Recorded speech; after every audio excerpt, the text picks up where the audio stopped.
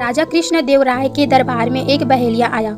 बहेलिया को देख राजा काफी खुश हुए, क्योंकि राजा को पशु पक्षी बहुत प्यारे थे और बहेलिया एक रंग बिरंग सुंदर पक्षी दरबार में लेकर आया था।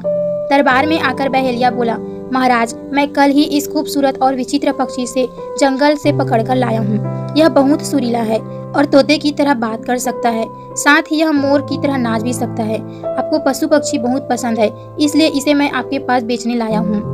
महाराज काफी खुश हुए और बोले, देखने में तो यह पक्षी बहुत खूबसूरत नजर आ रहा है, मैं इसे जरूर खरीदूंगा और तुम्हें उचित इनाम भी दूंगा। यह कहकर राजा ने 50 रुपए सोने के सिक्के दिए और पक्षी को शाही बगीचे में रखने का आदेश भी दिया।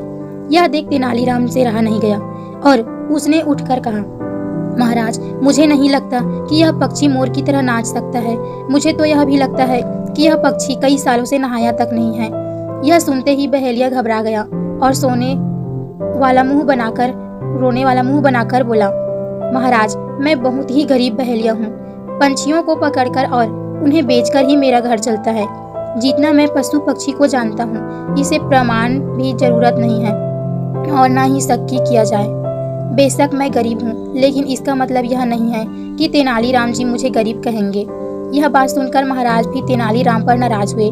उन्होंने तेनाली से कहा, क्या तुम अपनी इस बात को साबित कर सकते हो? इतने में तेनाली ने कहा, हाँ महाराज, मैं साबित कर सकता हूँ। ऐसा कहते हुए तेनाली एक जग में पानी भरकर ले आया और पिंजरे के पंच पर डाल दिया। ऐसा करते ही दरबार में बैठा हर कोई आश्चर्यचकित होकर पक्षी की तरफ देखने लगा। राजा भी पक्षी को देखकर चौंक गए। तेनालीराम ने जैसे ही पक्षी पर पानी डाला, उस पर लगा सारा रंग उतर गया। पिंजरे के बंद पक्षी का रंग हल्का भूरा हो गया। राजा चौंक कर तेनाली की तरफ देखने लगे।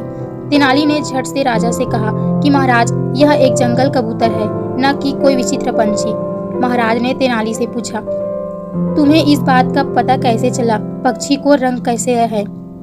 तेनाली ने जवाब दिया, महाराज, बहेलिया के नाखूनों पर गौर करें।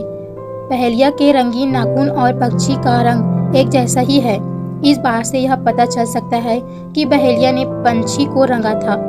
यह सब देखकर बहेलिया वहां से भागने ही वाला था। सैनिक से उसे पकड़ लिया।